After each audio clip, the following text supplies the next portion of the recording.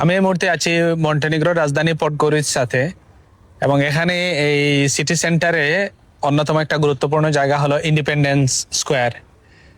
এই স্কোয়ার মন্টেনিগ্রোর মানুষের জন্য কাইন্ড অফ একটা গ্যাদারিং এর জায়গা, পাবলিক মিটিংস এর জায়গা। বিভিন্ন সভা সমাবেশ এরকম পৃথিবীর বিভিন্ন দেশে হয়, আমাদেরও আছে। তো বিভিন্ন সভা সমাবেশ, ওই সকল জায়গাতে মানুষ যেখানে একত্রিত হয়, এরকম একটা জায়গা। তো মন্টেনিগ্রো নামটা আপনারা কেউ কি মনে করতে পারেন যে প্রথম কবে শুনেছিলেন? প্রথম মন্টেনিগ্রো এই নামটা আমি প্রথম শুনি 2006-এ। এবং 2006-এ মন্টেনিগ্রোর আসলে খুব সুন্দর একটা ইন্টারেস্টিং ফ্যাক্ট চেক বলেন বা হিস্ট্রি বলেন আছে, বিশেষ করে connected to football world cup. কিরকম সেটা? 2006-এ মন্টেনিগ্রো প্রথমবারের মতো ওয়ার্ল্ড কাপ ফুটবলে অংশগ্রহণ করে। তো প্রথমবারের মতো আসলে ও বলা যাবে না, সেখানে আরেকটা হিস্ট্রির ব্যাপার আছে।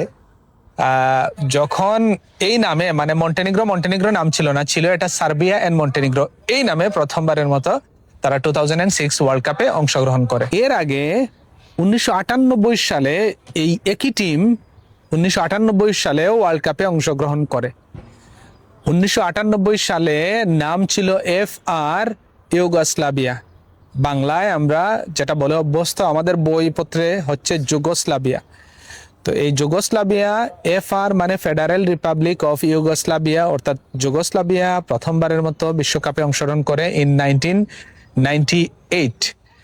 এবং সেই বিশ্বকাপের পরে তাদের নাম আবার পরিবর্তিত হয়। তো 2003 সালে নাম পরিবর্তন করে ওই নতুন নাম হলো সার্বিয়া এন্ড মন্টেনিগ্রো, এবং এই নামেই তারা 2006 সালের ফুটবল ওয়ার্ল্ড কাপ খেলতে যায়। ইন্টারেস্টিংলি এই 2006 সালের 21 মেতেই তাদের সংসদে একটা ওই যে স্বাধীনতার পক্ষে বা স্বাধীনতার উপর ভোটাভুটির প্রেক্ষিতে একটা রেফারেন্ডাম নিয়ে আসা হয়, এবং 3 জুনের 3 তারিখ 2006 সালে মন্টেনিগ্রো স্বাধীন হয়ে যায়। অর্থাৎ মন্টেনিগ্রোর মানুষ স্বাধীনতার পক্ষে, এই অঞ্চলের মানুষ স্বাধীনতার পক্ষেই ভোট দিয়েছিলেন এবং তারা সার্বিয়া থেকে আলাদা হয়ে যান।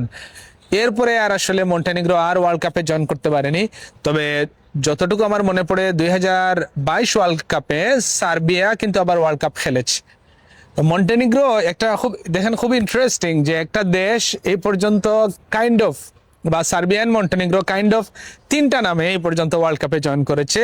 প্রথমটা হচ্ছে 1998 FR ইউগোস্লাভিয়া, এরপরে 2006 সার্বিয়া এন্ড মন্টেনিগ্রো, এরপরে 2022 শুধু সার্বিয়া নামে। এবং এখন তাদের ওয়ার্ল্ড কাপের টিমও আলাদা। মন্টেনিগ্রোর যে প্লেয়াররা আগে ছিলেন তারা চলে আসছেন মন্টেনিগ্রো ন্যাশনাল টিমে, আর সার্বিয়ার প্লেয়ার যারা আগে একসাথে খেলতেন সার্বিয়ার প্লেয়াররা চলে গেছেন সার্বিয়া ন্যাশনাল টিমে। মন্টেনিগ্রো ওয়ার্ল্ড কাপে আর খেলতে পারবে কিনা এটা সময়ই বলে দেবে, কিন্তু তাদের আসলে সবচেয়ে বড় অ্যাচিভমেন্ট যেটা, যে তারা একটা স্বাধীন দেশ।